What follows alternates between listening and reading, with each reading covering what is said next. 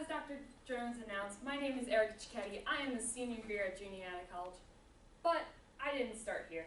I originally started at McDaniel College, and my sophomore year, I knew I was going to transfer. Sophomore year in the fall semester was rough because, as I said, I knew I was going to transfer.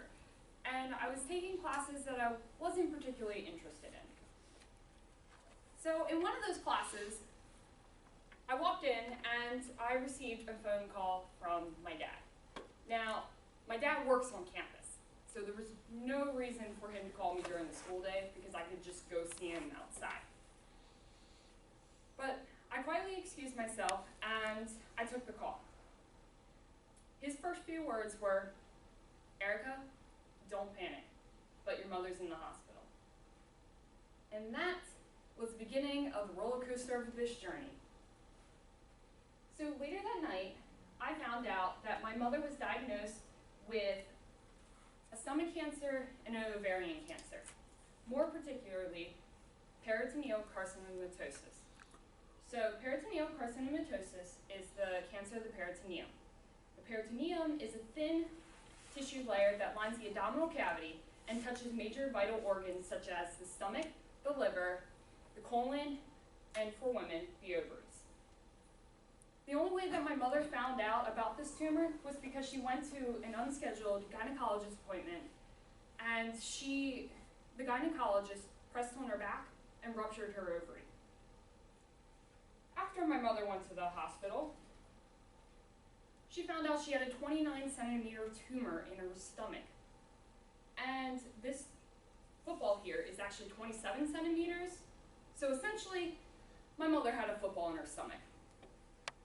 And that's pretty big.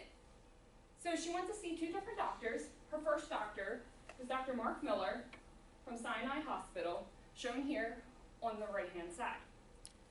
And Dr. Miller performed the first part of the surgery called cytoreduction. Cytoreduction is simply a term that means debulking or getting rid of. So Dr. Miller went in and scooped out, let me quote this, scooped out of my mother's body her ovaries, fallopian tubes, uterus, a lumpy segment of her bowel, lymph nodes, and of course that football size of a tumor that was on my mother's ovary. Now, Dr. Miller then sent my mother to Dr. Armando Sardi at Mercy Medical Center, where then he performed this treatment called HIPEC treatment. HIPEC stands for hypothermic intraperitoneal chemotherapy. And I have a video here to show you a little bit more about HIPEC.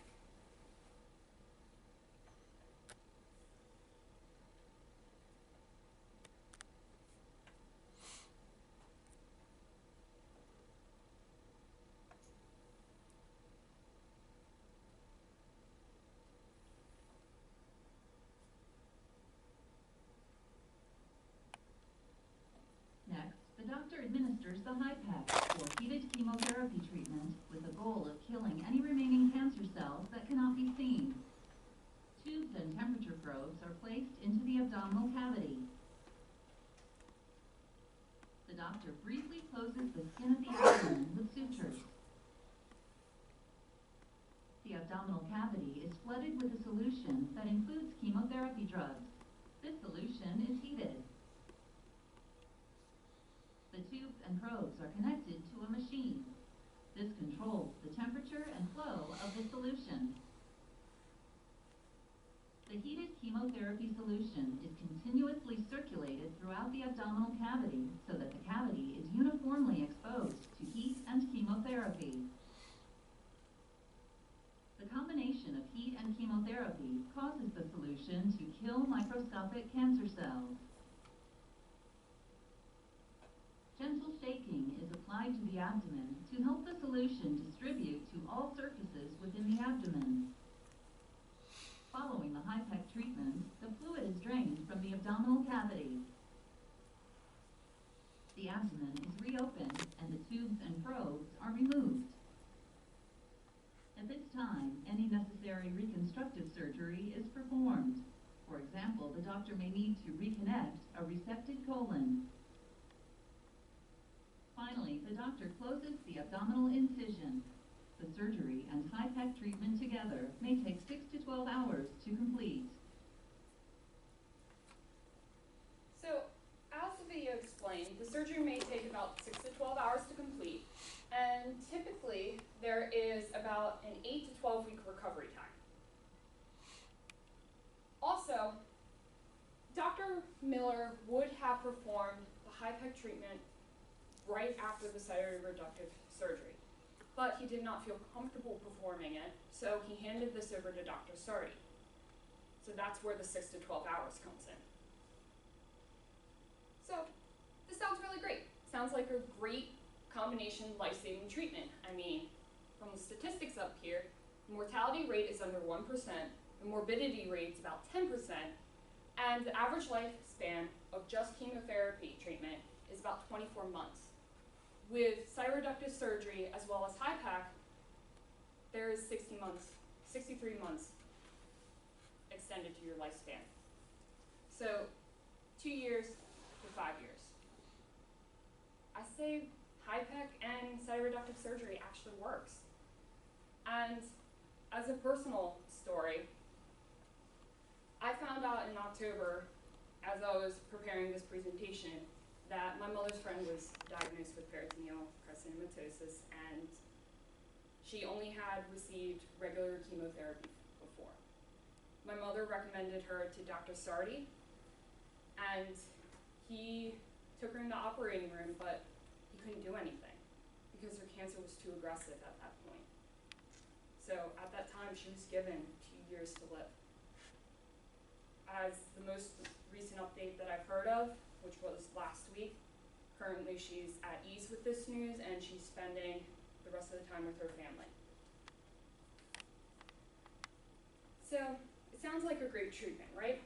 Well, there's two problems. One is proper diagnosis, and the second one is the lack of knowledge. Proper diagnosis. So honestly, your doctors or physicians may not even know about this treatment.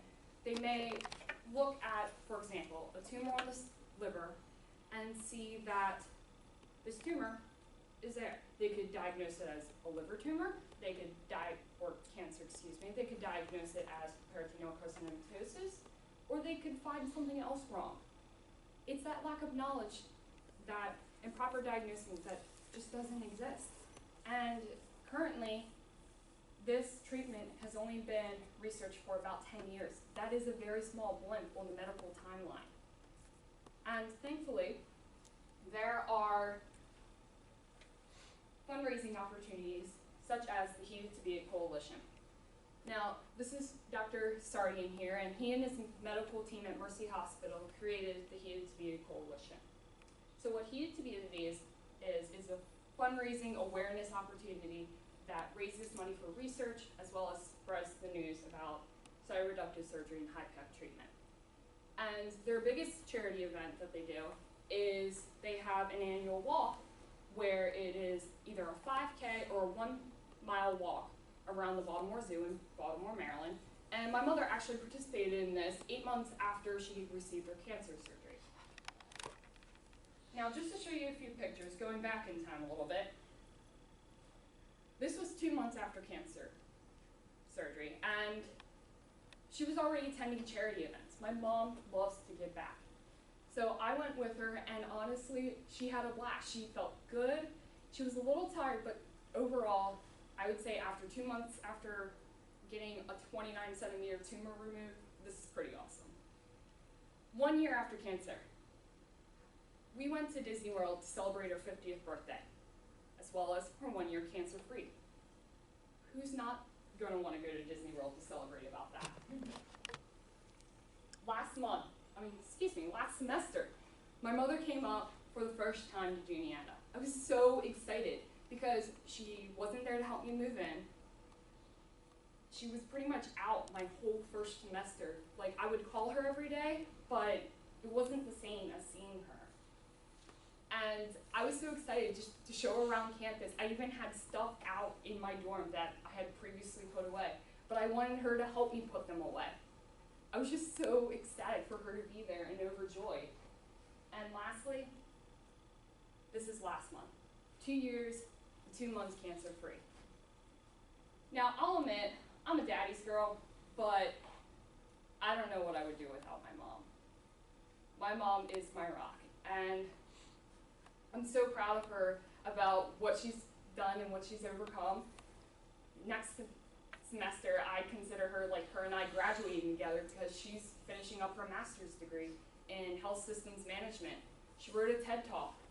She's been going to conferences across the United States, and it's just amazing. And I'm so thankful for Dr. Miller and Dr. Sardi knowing about cytoreductive surgery and HIPEC treatment, because honestly, this cancer treatment saved my mother's life. Thank you.